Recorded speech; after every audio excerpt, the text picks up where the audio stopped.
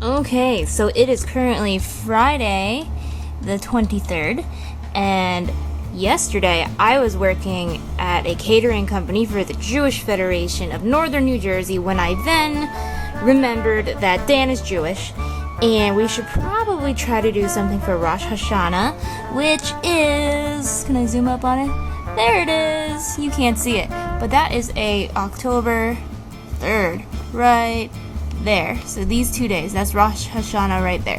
So we have like about 9 days to get our stuff in order for this day. So the plan is, so far we're going to send out some cards, we're gonna have dinner at home, we're going to go to services, and I was just looking on my computer for all of my addresses from our wedding, and it turns out I deleted them. So maybe they're in here. I don't know.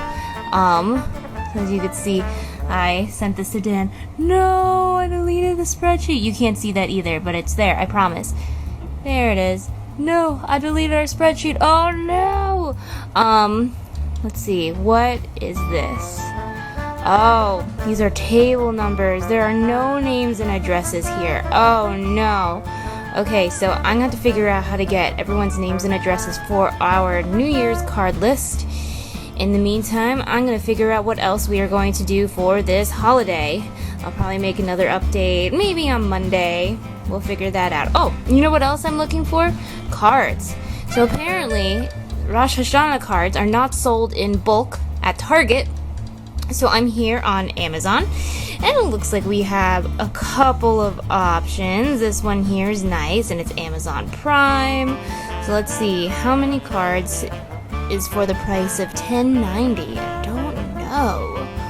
So I'm downloading 6 things on my computer right now, so it's going really slow. Plus this computer is the lamest. Oh, 18, lucky number. That's actually, this might be our best option. So there you go. This means New Year, I guess. I don't know, it's pretty generic to me. This could be celebrating anything.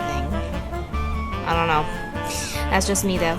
Okay, so once I have more stuff in order, I will let you know. Oh, no, completely different than advertised. Oh boy, maybe not. What did they say? Completely different from advertised. Huh. But the product is totally different design and wording. Oh well.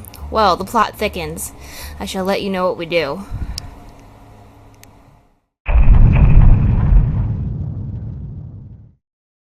Hey, so we're back, and it's Tuesday before Rosh Hashanah, so we have 6 days left. And I have a lot of stuff to do. But excitedly, my cards came in yesterday, and now that I've gotten a better look at them, I think that they're gonna be really nice. I didn't really get them when I saw them online, but now that I can see them up close, it's all 4 seasons. And then they have this nice little message inside. And it's hooray, whatever. So these are great. So I found these on Amazon Prime. So there are Rosh Hashanah cards out there. You just have to look really hard. And then I like to include photos with cards. So I have this one here, and this is from our trip to Japan. That's me and Dan at the Golden Pavilion in Kyoto. So that's really exciting. So everyone who gets a card is getting a complimentary copy of this photo. Exciting stuff. So I'm gonna write a few of these, and hopefully I'll get them all done today. And then I'm gonna make some candy to send to some of our relatives, the ones who don't keep kosher. So it's gonna be a good time. Hopefully I can get all that done today, because we are going to Washington D.C. tomorrow to go see a show. So I'm gonna be traveling for the next 2 days or so, and I won't be able to do any of this fun stuff.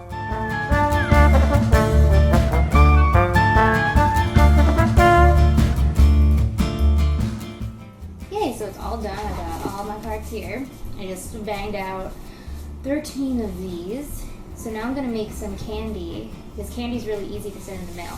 And we're going to go with a honeycomb brittle, because at Rosh Hashanah you either honeys and apple for a sweet new year, so I thought a honey candy would be really good. So now I'm gonna run to the store and get the stuff I need, and then I'm gonna go to the dollar store and get some like cute baggies and stuff to wrap it in. Brittle is actually a really simple dessert to make as long as you have the right tools and a lot of patience. You need a good thermometer, and the one I'm using is an infrared thermometer gun that I got pretty cheap on Amazon.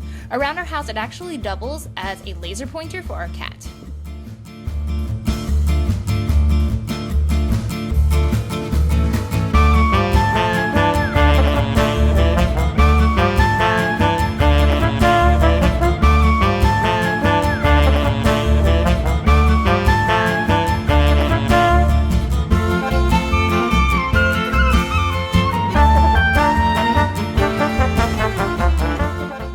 Heating the sugar, honey, and water mixture over a low temperature is absolutely key.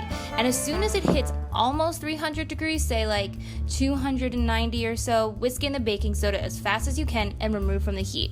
The mixture will burn very easily, so you have to move fast.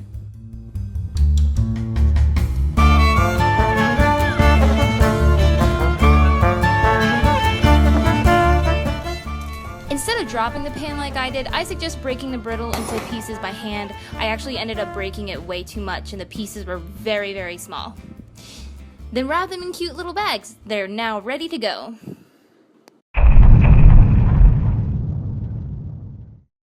Okay, so it is now Friday and I'm really behind for several reasons. We went to Washington for like a day and then came immediately back home.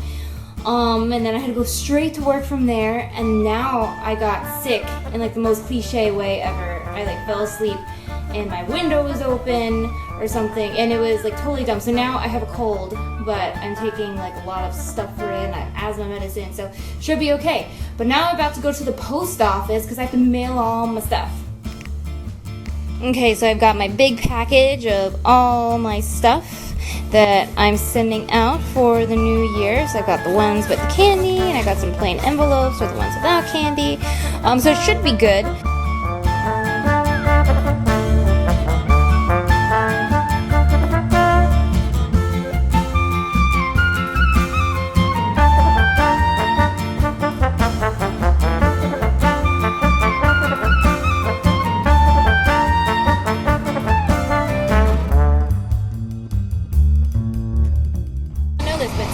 Post offices are terrible because they're just like so many people. We have to send stuff. It just takes way too long. It takes up to like 45 minutes sometimes to either pick up a package or send a package. I can't film in there, but spoiler, I'll probably be there for at least like 20 to 40 minutes, depending on how busy it is right now. It's like 3:45 on a Friday, so we'll see. But I do have a lot of stuff to send, so wish me luck. Okay, so that only took 15 minutes, and I'm quite frankly, like, shocked.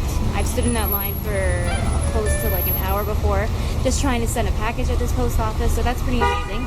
I'm gonna head home, and I'm gonna start to look at recipes, which I think is my favorite part of any holiday, so I will see you back there. It is Sunday morning at 10 a.m. and Rosh Hashanah officially starts tonight, but I'm still nowhere near ready because I've had a lot of work in the last couple days. So now that this thing is happening tomorrow, I guess I should work on the most important part, which is the food. So if you know anything about Jewish holidays, food is of course integral towards celebrating. So I have a couple of cookbooks I'm consulting. Number one is this one, which is Cooking Jewish. It's like this family cookbook, and I found the recipes in here are really good. So I bought this on a whim at Borders like 6 years ago, and it has not let me down. Dan's liked every recipe that's in this book, and I've used a lot of them at Passover, so I think we'll be okay for Rosh Hashanah. Another book that I am consulting, because I do have some people who have dietary restrictions coming tomorrow, is this book, and this is Chloe's Vegan Italian Kitchen, and I love this book so much. Whenever I want to make anything Italian, this is the first book I go to, actually, because it's delicious. And it also happens to be vegan, too, so it's meatless, and every recipe in here is like slam dunk. Love, love, love this. And then, of course, the third book, here it is.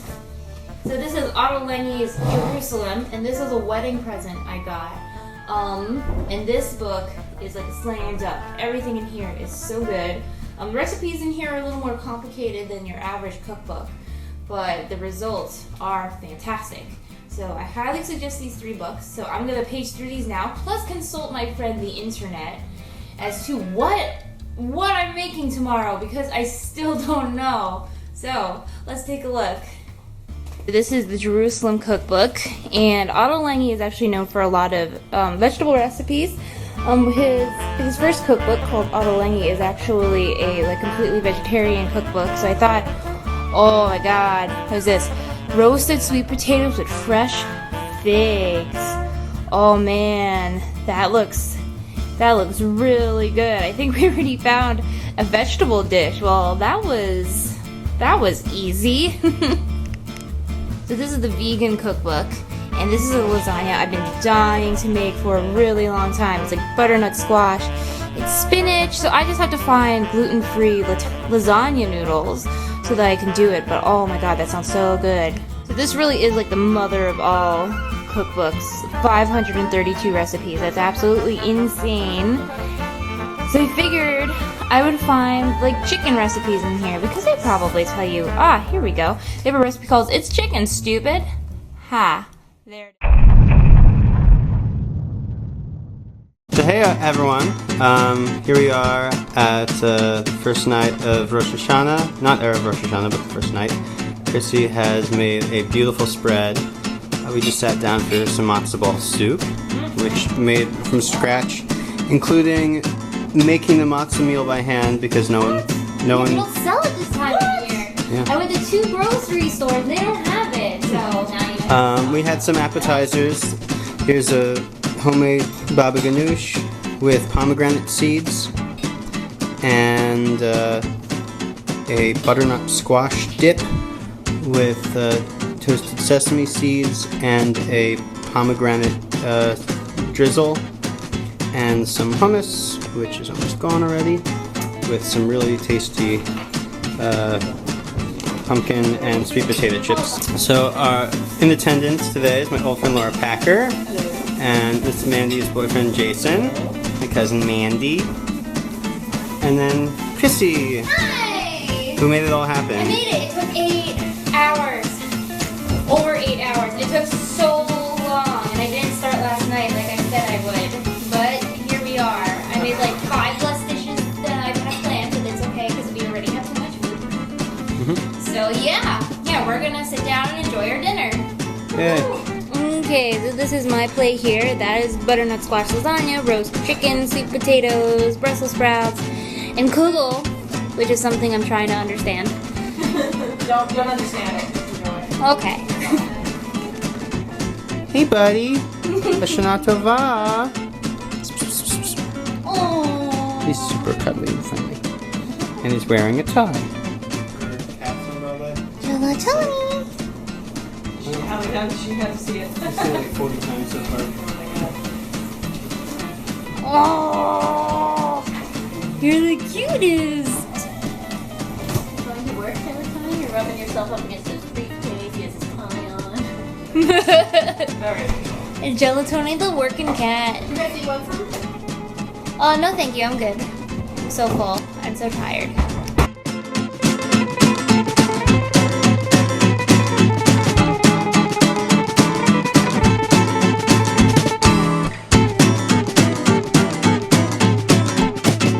So I had the brilliant idea of making Dan go get to-go containers so that people could take food home, because as you can see, I made too much. These are all of our leftovers. We didn't eat any of this.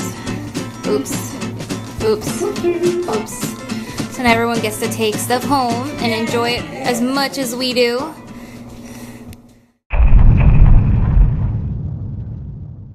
Hi. So it was the second day of Rosh Hashanah and we survived. It was a lot of work, but I think we had a good, successful first Rosh Hashanah dinner at home, which was really nice. So some tips and tricks that might help you get through this holiday. Number 1 is plan early. It was exciting because I remembered it over a week in advance, which is longer than I remember anything. In fact, I didn't even remember to send out Christmas cards last year because I completely forgot about it. But luckily I remember this year and I was able to get these cards out on time, and we got a lot of messages yesterday that a lot of people got our cards and our candy and our photos. So yay, we got that done on time. So speaking of planning early, number 2, start cooking a day in advance, because I did everything yesterday and I cooked for over 9 hours, I think, and I didn't even get like a quarter of the dishes done that I wanted to do. And I think it ended up okay, because now we have so much food. I'm eating leftovers today. And tomorrow. And tomorrow. And the next day probably. And the next day probably, thank you. So start cooking a day in advance, and that will help you a lot. So things like casseroles and desserts and stuff you can do in advance, and then the fresher stuff like some of your vegetable side dishes, you'll want to do those the day of. And the third thing to remember is just to relax and have fun, because at the end of the day, it's still a holiday. So I was pretty stressed out yesterday, which is why I didn't film while I was cooking, because I literally had no time. But when everyone was over and we were all eating, it was really fun, and I had a really good time. So that's it for my guide to Rosh Hashanah. So stay tuned to for the guide to the Jewish holiday that I remember next. So we'll see which one it is.